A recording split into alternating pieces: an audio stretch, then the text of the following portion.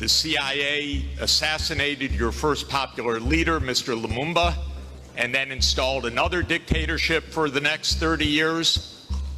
And then Glencore and others now suck out your cobalt without giving you tax income. We don't reflect on that. We say, what's wrong with you? Why don't you govern properly?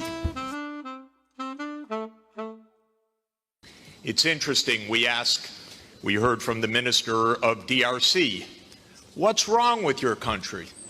Well, we don't even start by saying the King of Belgium created a slave colony for 30 years. The government of Belgium ran the slave colony for another 40 years.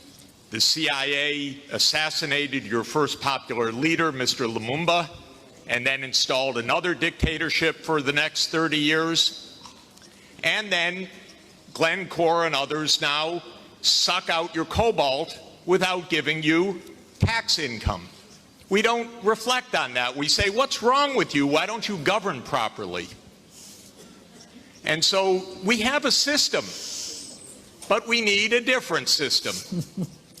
We cannot turn this over to the private sector. We already did about 100 years ago.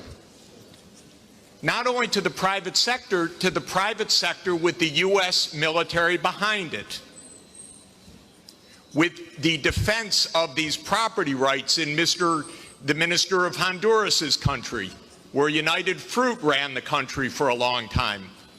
And their attorney was the foreign minister of the United States, Secretary Dulles, and his brother was the head of the CIA and overthrew the next door neighbor, Mr. Arbenz, to make sure that United Fruit could have its property.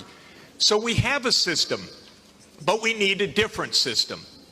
And the different system has to be based on principles of human dignity in the Universal Declaration, principles of sovereignty, principles of economic rights, because these are not nice things to do. In 1948, all the government said that food is a right, social protection is a right, not a nice thing, not a pleasant thing, a right. That was 73 years ago.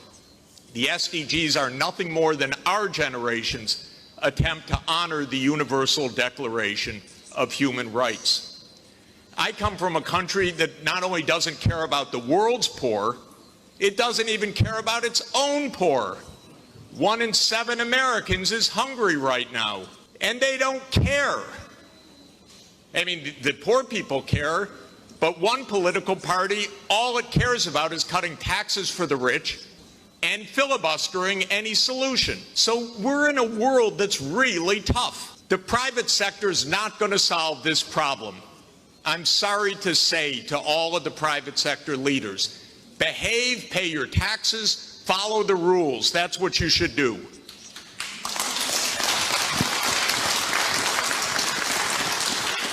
And what the governments should do is the following. They won't, but they should. First, the G20 should become the G21 by inviting systemically the chairperson of the African Union and the African Union to be the 21st country. The European Union is a member of the G20 as the EU. If you add the AU as the 21st for the G21, you add 1.4 billion people to representation at that crucial event.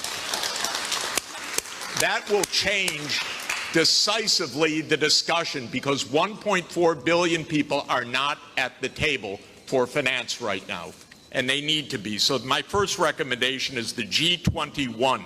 I love the G20. Add one seat, 1.4 billion people with the AU represented.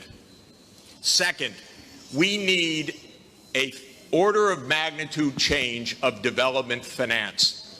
The rich countries just borrowed $17 trillion for COVID. The poor countries, nothing.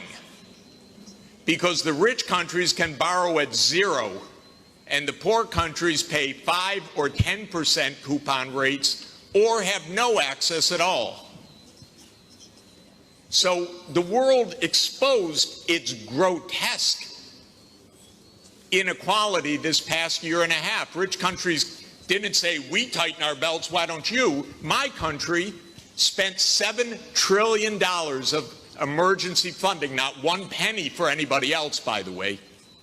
$7 trillion, it didn't even cross the imagination of the U.S. Congress to include a few crumbs for the rest of the world. But the poor countries cannot borrow.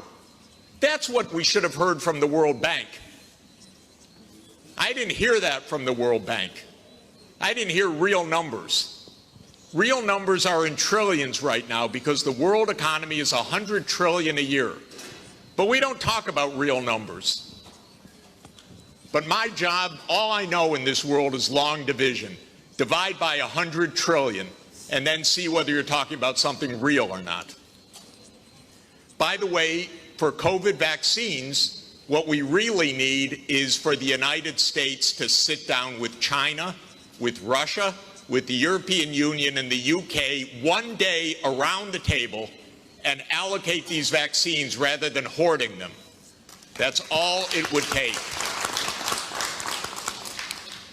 The final thing is we need the UN as the core and central institution of this world, period. Because this is the only way we're going to have a civilized world is a strong UN.